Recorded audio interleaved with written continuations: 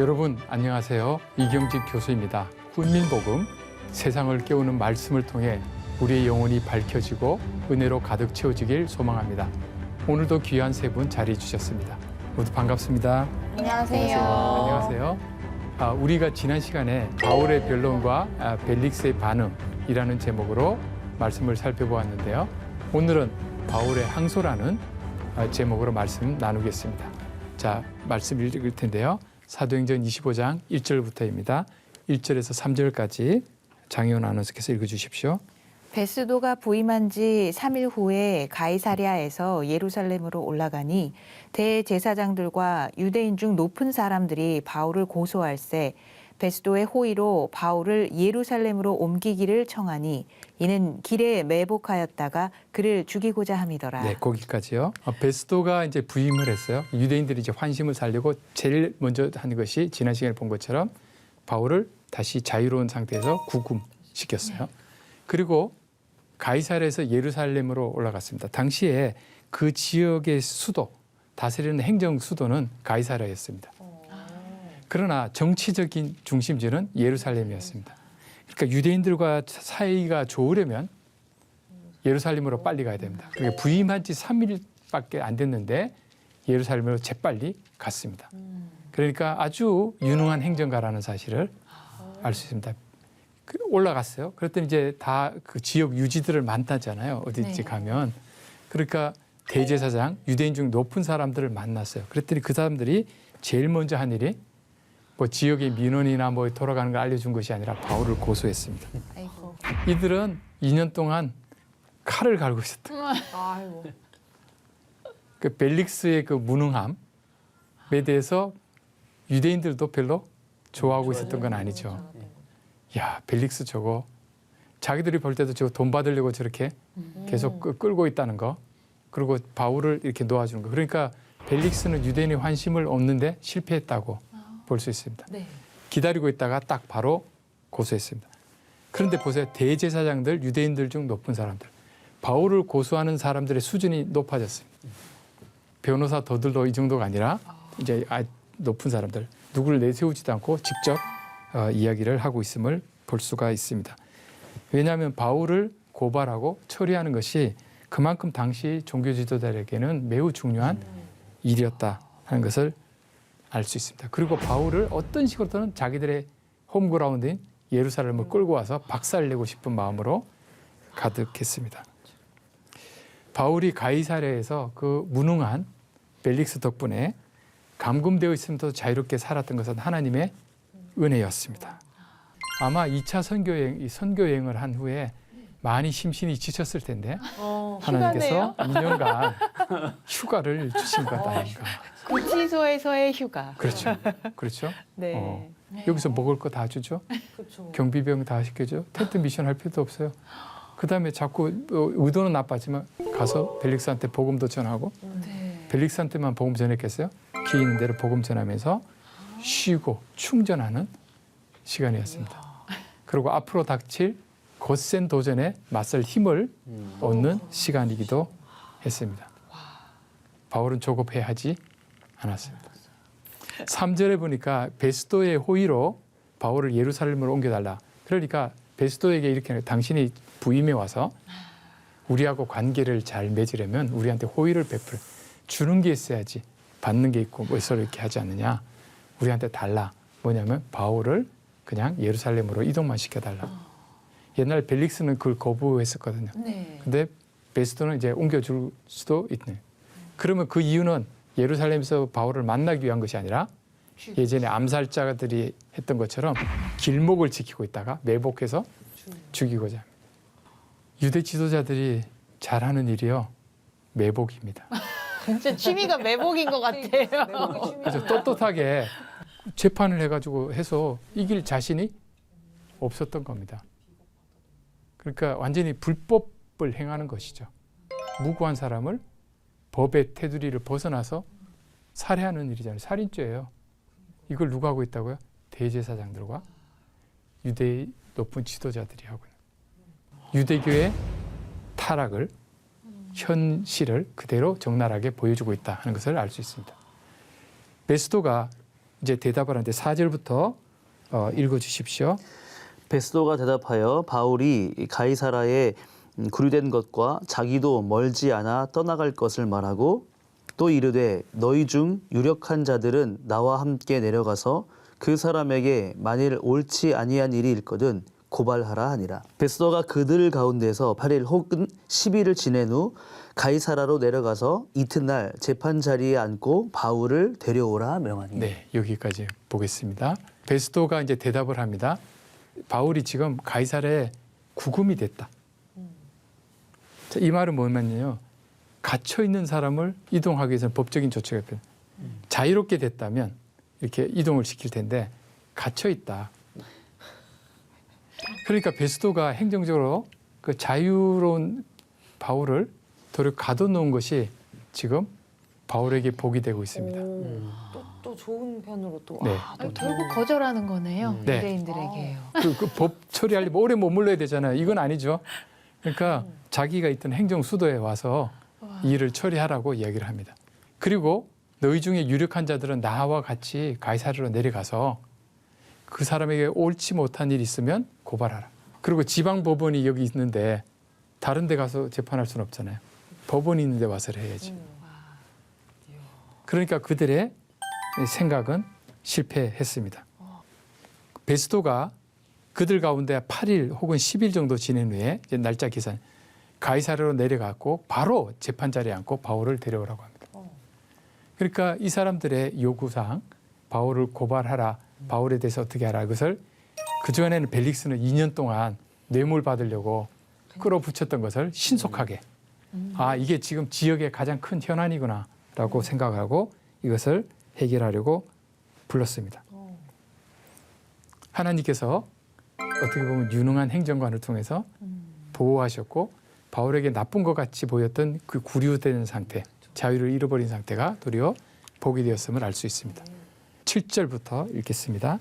그가 나오매 예루살렘에서 내려온 유대인들이 둘러서서 여러 가지 중대한 사건으로 고발하되 능히 증거를 대지 못한지라. 바울이 변명하여 이르되 유대인의 율법이나 성전이나 가이사에게나 내가 도무지 죄를 범하지 아니하였노라 하니. 네. 이제 바울을 불러냈어요. 그랬더니 예루살렘에서 유대인들이 자기 죽이려고 했는데 이제 코에 깨가지고 자기들도 이제 가이사랴에 달려왔어요. 그래가지고 여러 가지 중대한 사건으로 한 건이 아니라 여러 건으로 중대한 걸로 고발을 시작합니다. 근데 증거가 없어요. 그러니까 이제 바울에게 다시 이제 바른 기회가 왔어요. 그랬더니 바울이 핵심을 이야기합니다. 나는 유대인의 율법에 대해서 죄를 범하지 않았다. 앞서 뭐 연보하고 이런 것들 있잖아요. 성전 나는 거기서 나시린의 규약을 완성하는 그 결례를 행하러 갔지 거기서 내가 소동을 일으킨 적 없다. 이방인 성전에 드린 적 없다. 그 다음에 핵심적인 게 하나 더 붙어요. 가이사에게 죄를 범하지 않았다. 가이사는 카이저라는 말이죠. 네. 가이사. 카이사르, 황제라는 단어죠. 로마 황제에게 죄를 범하지 않았다. 되게 중요한 부분을 얘기했네요. 이 베스도한테는 이게 제일 중요해요. 그렇죠. 그게 중요하죠. 지혜롭네요. 그런데 흥미로운 것은 성경에 보면 구약에서부터 성경의 중요한 인물들이 항상 거짓 고발에 시달립니다. 요셉도 보디발의 아내한테 뒤집어 씌움을 당하고 그렇죠. 다니엘도 억울한 공격을 당하고 전부 신앙의 선배들 보면 거짓 고발을 당합니다. 왜 그럴까요? 거짓 고발에 원조가 있어요. 이게 사탄이에요. 사탄은 고발하는 자예요. 때로는 우리의 잘못을 정확히 지적하기도 하지만 때로는 거짓 고발하기도 해요. 계시록 12장 10절에 우리 형제들을 참소하던 자, 곧 우리 하나님 앞에서 밤낮 참소하던 자가 쫓겨났다. 마지막 때가 오면 사탄은 쫓겨나요. 근데 사탄이 무슨 일을 하냐면요. 하나님 앞에 가가지고 밤낮으로 일러 바쳐요. 성경 형제가 성경을 많이 안 읽던데 이런 식으로 막 찬송자매가 찬송 많이 안 하던 이런 식으로 막 일러 바쳐요. 그리고 사실도 아닌 걸 가지고 계속 일러 바쳐요.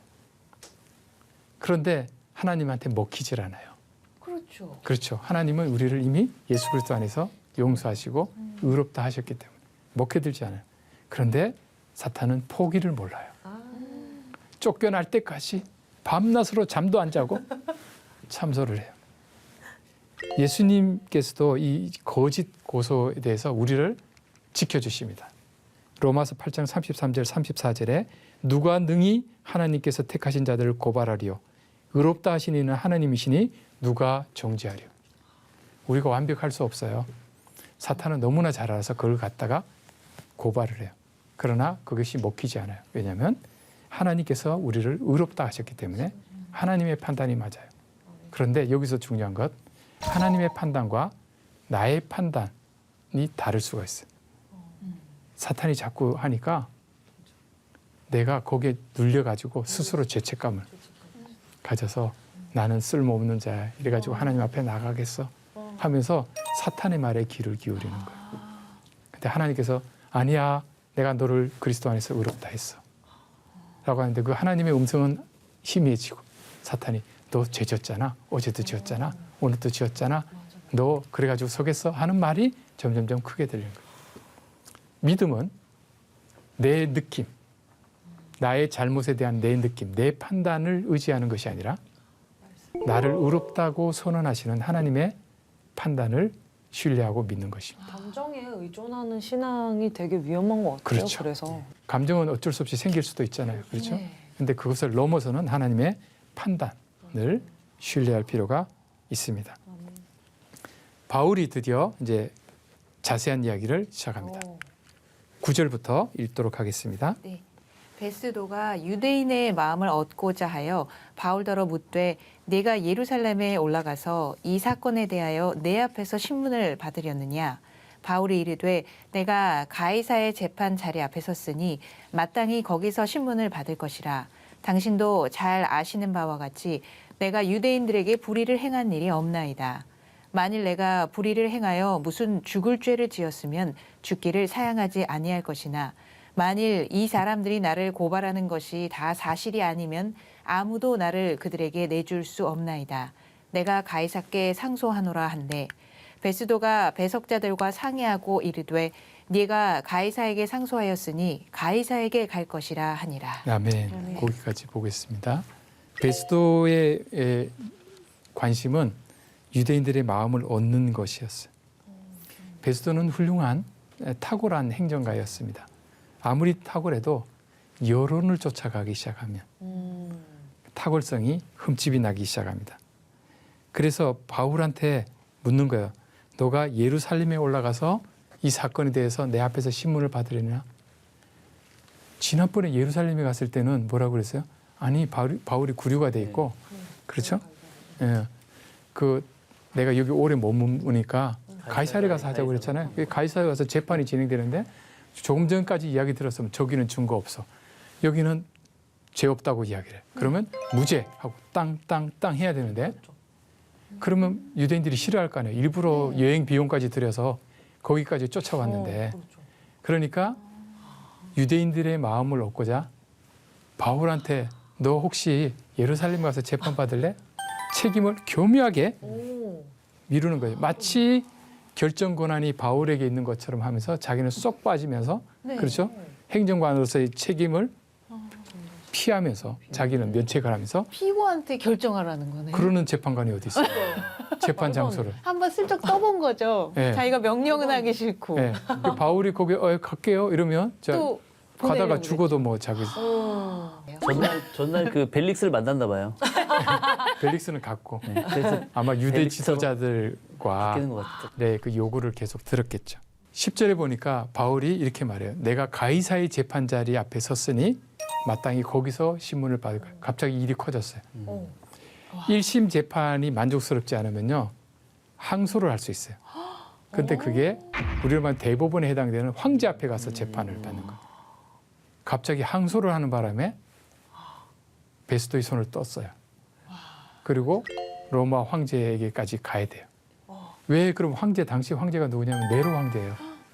어머, 그 무시무시한 폭정가. 으로 알고 있지만 네, 나중에. 처음에 집권하고 5년 동안은 아주 잘했어요. 그래서 지혜롭고 정의로운 통치자로 존경받고 있었습니다.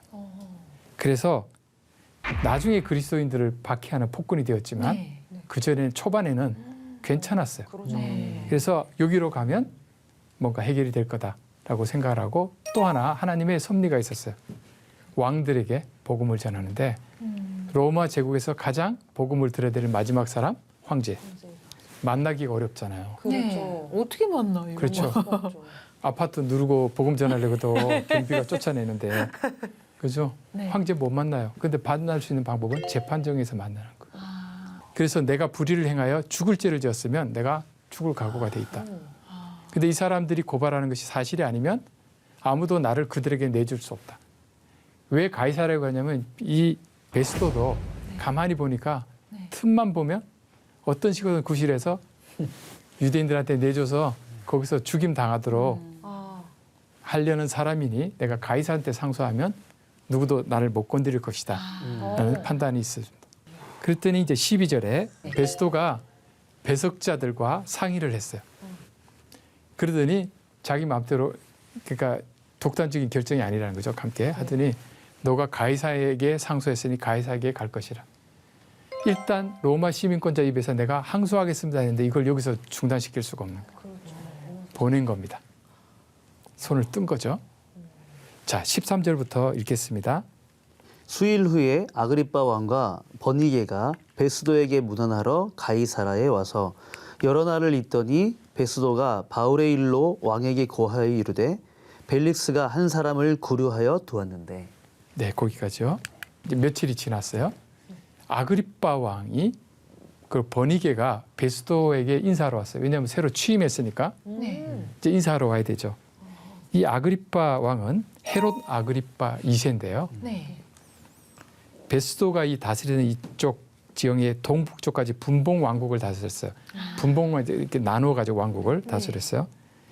이 사람은 그 유대의 관습 또 유대교의 모든 문제들을 잘 알고 있는 사람이었어요. 행정적으로 바울을 재판할 권한은 없었지만 네. 베스도에게 이런 부분에서는 도움을 줄 수 있는 사람이었어요. 그러니까 베스도에게는 아주 도움이 될 만한 사람이겠죠. 근데 이 헤롯 아그리빠 왕의 헤롯이 이제 성인데 헤롯 아그리빠 왕의 그러니까 증조 할아버지는 네. 아기 예수님을 죽이려고 했던 그 헤롯 왕. 이 아그리빠 왕의 할아버지는 세례 요한의 목을 뱉던 사람이에요. 그리고 이 사람의 아버지는 사도 야고보를 칼로 못 베었던 사람이에요. 어머나. 그런데 그런 화려한 전력을 가문의 전력을 갖고 있는 헤롯 아그리빠 2세가 베스도를 방문하러 이곳을 온 거예요. 그리고 버니게는 이 헤롯 아그리빠의 여동생이었어요. 그래서 둘이 이제 함께 온 거예요. 그런데 당시에 둘이 근친상간 관계라는 소문이 있는 그런 뜻놓지 못한 관계의 사람들이었어요. 이런 사람이 다스린 영토는 크지는 않았지만 종교적인 문제와 관련해서는 예루살렘 성전일 이 사두개인과 관련해서 대제사장 지명권을 갖고 있었어요. 그러니까 매우 유대교에서는 중요한 인물이 되었던 것입니다. 여러 날을 있으니까 베스도가 도움을 받을 수 있겠다라고 해서 바울의 일로 인해서 이야기를 해요. 뭐라고 말하냐면 15절부터 읽겠습니다. 네. 내가 예루살렘에 있을 때에 유대인의 대제사장들과 장로들이 그를 고소하여 정죄하기를 청하기에 내가 대답하되 무릇 피고가 원고들 앞에서 고소 사건에 대하여 변명할 기회가 있기 전에 내가 내주는 것은 로마 사람의 법이 아니라 하였노라. 그러므로 그들이 나와 함께 여기 오매 내가 지체하지 아니하고 이튿날 재판자리에 앉아 명하여 그 사람을 데려왔으나 원고들이 서서 내가 짐작하던 것과 같은 악행의 혐의는 하나도 제시하지 아니하고 오직 자기들의 종교와 또는 예수라 하는 이가 죽은 것을 살아있다고 바울이 주장하는 그 일에 관한 문제로 고발하는 것뿐이라. 내가 이 일에 대하여 어떻게 심리하는지 몰라서 바울에게 묻되 예루살렘에 올라가서 이 일에 신문을 받으려느냐 한즉 바울은 황제의 판결을 받도록 자기를 지켜주기를 호소하므로 내가 그를 가이사에게 보내기까지 지켜두라 명하였노라 하니 아그리빠가 베스도에게 이르되 나도 이 사람의 말을 듣고자 하노라. 베스도가 이르되 내일 들으시리이다 하더라. 아멘. 베스도가 이제 이 헤롯 아그리빠에게 이제 도움을 요청하는 거예요. 그러면서 이야기하는 거예요. 이전의 총독 벨릭스가 어떤 사람 하나 가둬놨다. 근데 내가 예루살렘을 방문했더니 유대인의 대제사장 장로들이 그를 고소하고 그에게 죄를 주기를 청했다. 그래서 내가 이거 고소사건 원고들 앞에서 피고가 고소사건에 대해서 변명할 자기를 옹호할 기회가 없이 그냥 내주는 건 로마 사람의 법이 아니다. 그러니까 함께 와서 지체하지 않고 내가 바로 재판자리에 앉아서 그 사람을 데려왔다. 근데 원고들이 말을 하는데 내가 이 정도 악행을 했을 것 같다 이렇게 생각했는데 그건 하나도 제시 안 하고. 그러니까 뭐냐면 이 베스도가 볼 때는 로마법에 요건 걸리겠다 싶은 것들 있잖아요. 짐작. 그건 하나도 제시 안 하는 거예요. 짐작해도 있는데. 그 정답에 대해서는 하나도 없고 예상을 했는데. 자기들의 종교. 또 예수라고 하는 사람이 죽었는데 살아있다라고 바울이 주장한 것 가지고 난리를 치더라고요. 지금 이 베스도의 관심은요. 로마법을 어겼느냐에 관심이 있는데 이건 유대교 안에서의 문제니까 그건 너희들이 알아서 할 문제고 로마법하고는 관계가 없다. 그래서 이걸 도대체 어떻게 처리해야 될까? 뭐 무죄 판결을 내리면 되죠. 그런데 이제 어떻게 이걸 심리할지 몰라서 모르긴 뭘 몰라요. 그렇죠? 여론에 이렇게 유대인들의 관심을 취임 초기부터 거센 반응이 싫으니까 바울한테 예루살렘에 올라가서 이 일의 신문을 받으리냐 이렇게 물었다. 그랬더니 바울이 지켜달라 나를. 언제까지요? 바울의 황제의 판결을 받아. 그래서 자기는 이 로마법에 따르면 지킬 수밖에 없죠. 그래서 어쩔 수 없이 지켰다. 라고 하니까 이 아글바가 나도 한번 들어봅시다. 그 사람 이야기. 그러니까 내일 불러서 듣게 하겠습니다. 이렇게 된 거죠. 복음이 필요한 헤롯 아그리파 2세도 문제의 소문을 갖고 있는 버니게와 함께 복음을 들을 기회를 얻은 겁니다. 자, 23절부터 읽어보겠습니다. 이튿날 아그리빠와 버니게가 크게 위험을 갖추고 와서 천부장들과 시중에 높은 사람들과 함께 접견 장소에 들어오고 베스도의 명으로 바울을 데려오니. 네, 아그리빠만 온 게 아니라 이제 버니게 그 누이 동생 같이 왔습니다. 근데 어떻게 오죠? 그게 위험을. 이렇게 위험을 갖추고 이렇게 다 와가지고. 이게 지금 복음을 들으려는 사람의 자세가 아니죠. 아니라 지금 신임 총독 베스도가 왔는데 나도 만만치 않은 사람이다. 과시의 기회로 삼는 것입니다. 이 사람들은 바울이 정말 유죄인지 무죄인지 제대로 공정하게 판단하기 위해서 청문회처럼 이렇게 귀 기울여 들으려는 태도가 아니고요. 하나의 이벤트로 생각을 하고 이걸 자신의 권력과 이것을 과시하는 기회로 삼고자 했던 겁니다. 강당, 이 접견 장소 큰데 홀에다 다 모아놓고 천부장들 굉장히 높은 사람들이거든요. 군 장성들 쫙 깔고 시중에 높은 사람들 다 오라고 하고 베스도가 명령해서 바울을 데려옵니다. 이 사람들은 세를 과시한 거예요. 그리고 바울을 기죽이는 거예요. 그리고 신임 총독 베스도 앞에서 서로가 시중에 높은 사람들 이때 중요한 이벤트 때 다 깔끔하게 옷 입고 치장하고 다 와가지고 뭔가 그죠? 자신들을 보여주고 싶은 그런 마음에 있었던 겁니다. 그런데 하나님의 눈에 봤을 때는 이 모임에서 가장 중요한 사람은 죄수 바울이었습니다. 왜요? 생명의 복음을 가지고 있는 사람이었으니까요. 이 사람들은 생명의 복음입니다. 세상의 눈으로 봤을 때 복음을 전하는 전도자의 위엄을 아무도 발견하지 못해요. 초라한 죄수로만 보이는 것이죠. 그러니까 무시하고 냉대하는 것입니다. 외적인 것으로는 이 사람들이 제일 화려하죠. 그렇죠. 그러나 내적으로 봤을 때는 영적인 눈으로 봤을 때는 바울이 이 이벤트의 주인공입니다.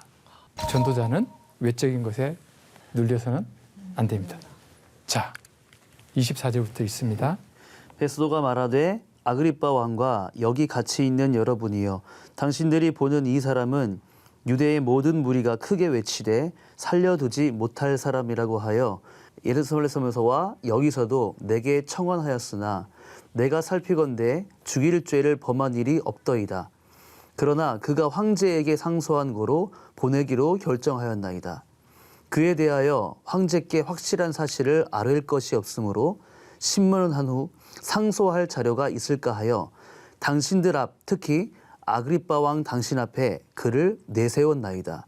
그 죄목도 밝히지 아니하고 죄수를 보내는 것이 무리한 일인 줄 아나이다 하였더라. 이제 베스도가 이제 말을 합니다. 아그리빠 왕, 여기 있는 모든 중요한 VIP들, 이 사람 유대의 모든 무리가 한 목소리로 살려두면 안 된다라는 소리를 예루살렘에서도 했고 여기서도 나에게 했다. 내가 살펴보니까 죽일 죄를 범한 일이 없습니다. 근데 이 나쁜 베스도 아니에요? 그러면 진작 무죄 판결을 내리지. 그렇죠. 왜 이제야 이야기해요? 왜 이제야 이야기할 수 있느냐면요. 황제에게 상소를 했기 때문에 자기 손을 떠난 거죠. 떠났으니까 네. 그제야 이제 이야기를 하는 거예요. 진짜 잔머리를 아주 네. 잘 돌리는. 그러니까 확실한 게 없어서 다시 신문에서 상소할 자료, 죄가 없다고 말하면서 죄가 있을 만한 걸 좀 찾아서 보내야겠다고 생각을 하는 겁니다. 이 나쁜 사람. 왜냐하면 제목도 밝히지 않고 죄수를 보내면 무리한 일일 줄 알아요. 뭐 알고 있네요. 알고 있는 거죠. 본인이 알고 있어요. 그 본인이 처리했어야지. 그러니까 아유, 본인이 어쩌면 좋아. 처리했어야지.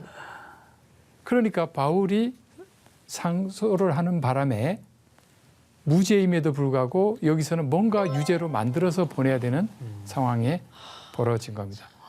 그러니까 헤롯 아그리빠 왕, 당신은 유대 쪽을 잘 아니까 뭔가 유죄거리를 만들어 주십시오. 라는 못됐다. 어처구니 없는 죄를 일이 만들어 달라고. 벌어지고 있습니다. 조작을 막 해야겠네요. 그렇죠. 살으려면. 그렇죠. 이후에 바울은 어떻게 됐을까요? 그건 다음 시간에. 너무 아쉬워. 네. 너무 재밌는데. 네. 오늘은 이렇게 마무리를 하고요. 다음 시간에는 아그리빠 왕과 바울이라는 주제로 말씀을 살펴보도록 하겠습니다. 함께해 주신 여러분 고맙습니다. 감사합니다. 감사합니다.